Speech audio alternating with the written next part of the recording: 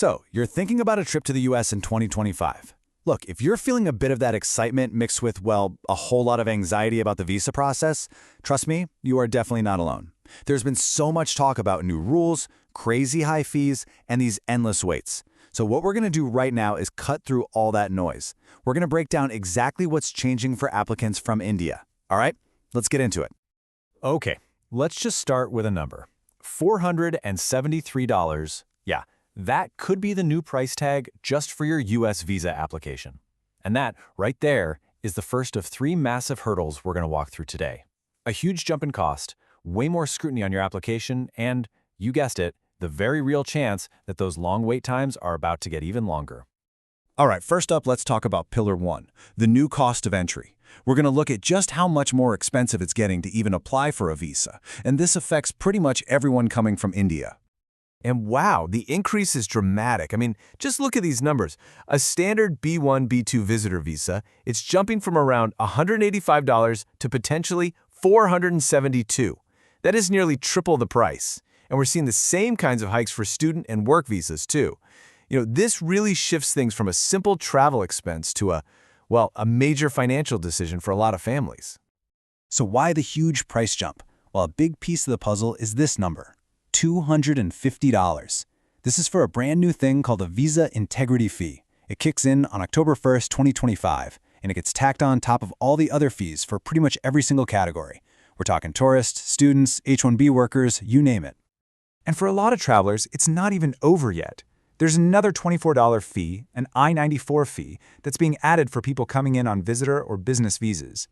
Now, I know $24 might not sound like a lot next to that huge integrity fee, but believe me, it all adds up, pushing that total cost higher and just making the whole thing that much more expensive. Okay, so let's move on to our second pillar, more scrutiny, fewer waivers. Because here's the thing, these changes aren't just hitting your wallet. The actual process of getting the visa, yeah, that's getting a whole lot tougher too. And you can actually see how this is all rolling out across the year. It started back in June with new social media rules for students, then a big one. September 2nd is when the interview waiver program, the one a lot of people rely on, gets massively scaled back. And then, bam, October 1st, that new $250 integrity fee is officially on the books. It's like in the span of just a few months, the whole visa landscape gets completely redrawn. And I really want to stress, this is a massive, massive shift. That convenience of the interview waiver, what a lot of us just call the Dropbox system, well, it's pretty much over. You know how before, if you were renewing your visa, you could often just skip the whole in-person interview? Not anymore. Starting September 2nd, almost everyone, and I mean everyone, from kids under 14 to seniors over 79, is going to have to schedule and show up for an in-person interview. And the extra scrutiny doesn't even stop at the interview. Now, if you're a student or an exchange visitor, you have to hand over your public social media profiles for them to review. On top of that, and this is a big one, some tourist and business visa applicants might be asked to post a refundable bond of up to $15,000. And it's so important to remember this. The consular officer always has the final say. They can decide anyone needs an interview for any reason at any time. So let's connect the dots here. What happens when you force almost everyone to have an in-person interview and you add all this extra scrutiny? Well, you get our third pillar. The long wait gets longer. Yeah, it's about to get worse. And if you want to see what this looks like in the real world, just check out these average interview wait times from August 2025. In Chennai, we're already looking at a 9-month wait. 9 months. New Delhi, 4.5 months. Mumbai, 3.5. And the craziest part? These are the wait times before all these new mandatory interview rules really kick in. So what does this all boil down to? It means planning ahead isn't just a good idea anymore, it's non-negotiable. The official advice now is to start your visa application at least 6 to 9 months before you hope to travel. So yeah, that idea of a spontaneous trip to the States, that's probably a thing of the past for a while. Okay, so we've covered the 3 big pillars: cost, scrutiny, and wait times. But on top of all that, there's some really specific rule changes that are going to impact some key groups. Let's dig into what's new for H1B workers, and this is so important, for their families too. For as long as most people can remember, the H1B lottery was, well, a lottery. It was random. The new system? It's a total game changer. Now, selection is going to be wage-based. That means applicants with higher salary offers get moved to the front of the line.